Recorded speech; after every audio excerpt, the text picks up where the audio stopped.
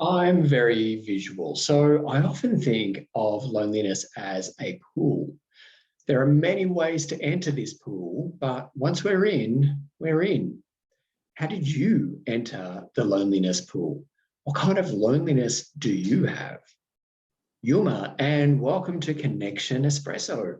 I'm Phil McAuliffe, I'm the loneliness guy, and this is Espresso number 6. This is a mini podcast designed to give your mind, your heart, and your soul a quick connection boost as you, a beautiful gay man who's experiencing loneliness, go about your day. Let's get into it. Hello, YouTube. Lovely to see you again. Thank you so much for joining me for this episode of the mini podcast. I guess we could call it the mini vlog. And yeah, it's just lovely to see you as I ask a couple of really important questions about the type of loneliness that you have. Let's get into it. But before we get started, as always, I want to do two things. First, I want to acknowledge and pay my respects to the elders of the Ngunnawal people, those elders past, present, and emerging, and acknowledge them as the traditional owners of the land upon which this episode was recorded and uploaded. I also want to extend that acknowledgement to all Aboriginal and Torres Strait Islander peoples listening and watching. Secondly, I want to acknowledge you awesome listener and of the podcast and fantastic viewer of on YouTube. I want to recognize the courage that it's taken you to simply press play, because very few gay men look for content on loneliness online unless they recognize that they themselves feel lonely.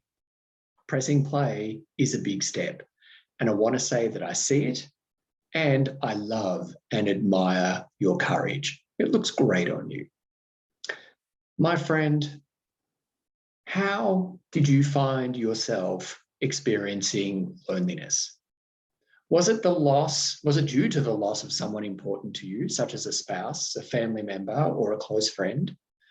Or did it dawn upon you that you have felt lonely, that despite being surrounded by friends or maybe in a relationship, that you felt unseen, you felt unheard, and you felt perhaps that you didn't belong? In other words, let's reframe the question. How did you end up in the loneliness pool?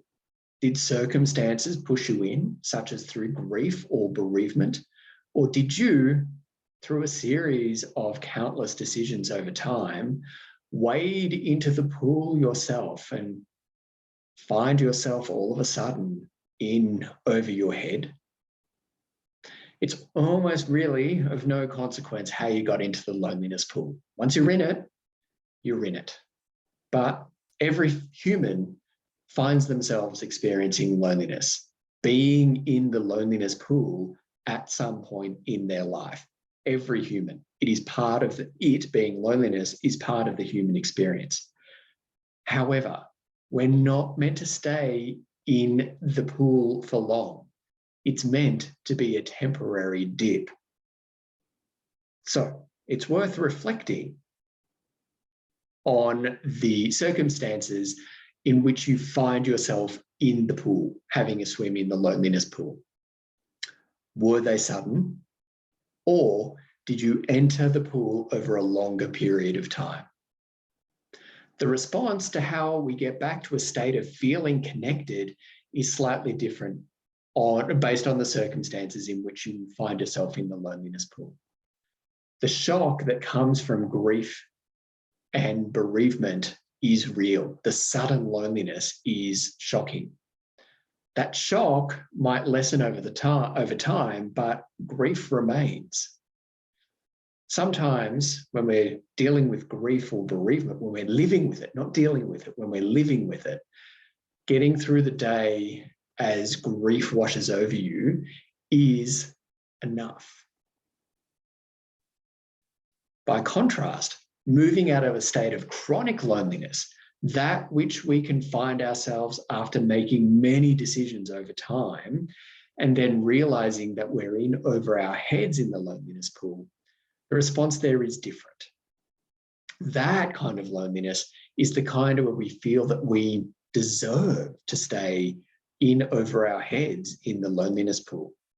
We know that it's not a great place to be, but it's our place to be. And the effort of getting out of the pool feels just too much, just too much. We're tired. It takes too much effort to get out of the pool. And we don't feel that we're worthy of being in any other place. I understand this. I really do. I was, and still am sometimes, in the camp of chronic loneliness and feeling like I'm in over my head. But it's the comfort of that misery. I know the effort then that it takes to get out of the pool. I've done it, and I'm here to help you too. I'm right here for you when you're ready to learn how to get out of your loneliness pool. I'm right here to help and support you. That's it for this espresso. Be sure to check out all my work and services destigmatizing loneliness and promoting authentic connection for gay men globally, for beautiful gay men exactly like you, through my website, thelonelinessguy.com. Remember that we're not meant to endure loneliness alone, nor are we meant to endure it for long. You are worthy of receiving the same love and support that you so freely provide to other people around you. Please like, comment, and share this episode so it reaches more gay men experiencing loneliness and lets them know, just as you now know, that they're not alone as a gay man experiencing loneliness. If this episode inspired you, made you think, or otherwise supported you, please tap the link in the show notes to buy me a coffee. Your financial contribution will go directly to growing the Loneliness Guide to help me reach more gay men. Thank you in advance for your generosity and support, and let's reach more gay men wherever they are in the world experiencing loneliness together. Thank you for joining me for this espresso shot. Until next time, take care of yourself, Yara, and enjoy your day.